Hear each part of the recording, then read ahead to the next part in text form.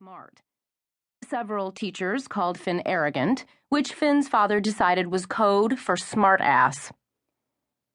Everything about Finn was a contradiction. His IQ was in the genius range, and on paper he was the perfect 4.0 student, but he also had been in more fights than Muhammad Ali. He couldn't seem to walk from one end of the block to the other without punching one or more of the Benson boys. Finn had a rascal's grin and a sparkle in his eyes. He also had a powerful fist and a right hook that was lightning quick. Though he really didn't have much of a temper, it took a lot to get him riled. He couldn't abide a bully, and each of the 7 Benson boys was exactly that. They preyed on the younger boys and girls in the neighborhood and got a real kick out of making them cry. All the kids knew they could go to Finn for help if they were being tormented. He wasn't afraid to stand up to the bullies, no matter how many of them there were. When Devin saw his son's latest black eye, he remarked to his wife that Finn had many fine qualities, but he was lacking in common sense. How else could he explain why his son would take on 7 Bensons at the same time? Fortunately, Finn had never been arrested. None of the boys had, and their father determined that the only way to save them from getting into real trouble was to keep them busy from early morning until late at night, especially now that school would soon be over for the summer. During the school year, his sons stayed occupied with part-time jobs and sports. They played football, lacrosse, basketball, and soccer. Those were seasonal sports, however. Swimming, on the other hand, could be an all-year sport.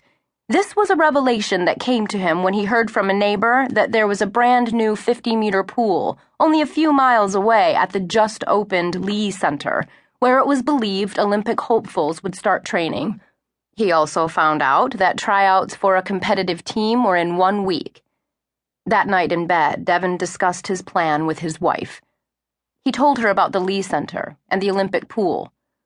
"I want the boys to try out for the team. I think Finn has a good chance of making it." "Who does this team compete against?" Laura asked. "I don't know and I don't care. If Finn makes the team, he'll have to be at the center by 4:45. He'll swim from 5 until 6:30. Practices every day but Sunday," he added, grinning. "It's year-round, too. Even if Beck and Tristan don't make the team, they can do laps with Finn. That ought to wear them out." Laura didn't see any harm in letting the boys try out. She agreed that they needed to channel their energy into something wholesome and exhausting, and swimming laps at the crack of dawn just might be the answer. Her husband was just drifting off to sleep when a thought struck her. She poked him in his shoulder and said, "Wait a minute. Who's going to be driving them to practice every morning?" His snore was her answer. Without mentioning his plan to his sons, Devin filled out the forms, paid the fee for a family membership, and signed up all 3 boys for time trials. That evening, he broached the subject at dinner. He sat at the head of the table and watched his sons inhale their food. They were good-looking boys, he thought. Their hair was thick and dark, like his used to be before he had children. It was streaked with gray now. Beck and Tristan were identical twins.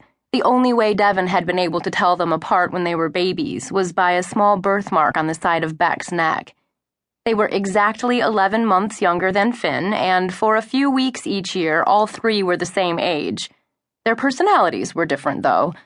Beck lived to have fun, and had recently become quite the ladies' man. He was just now beginning to show signs of having a little sense.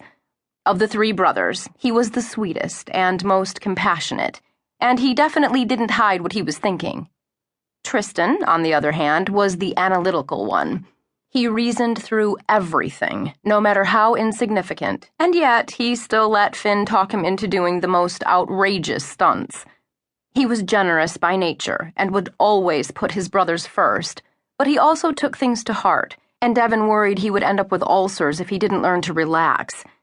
As idiotic as they sometimes acted, Devin loved the fact that all 3 boys protected one another. Their loyalty was absolute.